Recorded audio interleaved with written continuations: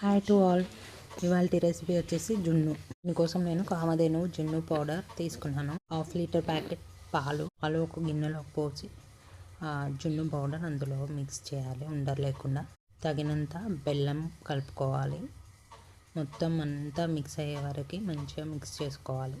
తర్వాత ఒక 5-6 మిరియాలు, 2 యాలకులు మంచిగా పౌడర్ చేసుకొని ఆ పౌడర్ని కూడా అందులో యాడ్ చేసుకోవాలి. తర్వాత స్టవ్ మీద ఒక గిన్నె పెట్టుకొని దాంట్లోకి వాటర్ వేసుకొని దాంట్లో ఒక స్టాండ్ లాంటిది ఏదైనా పెట్టుకొని ఇప్పుడు మిక్స్ చేసుకున్న పాల మిశ్రమం మొత్తం దాంట్లో పెట్టుకొని మూత పెట్టేసుకొని ఆవిరికి ఉడకనివ్వాలి.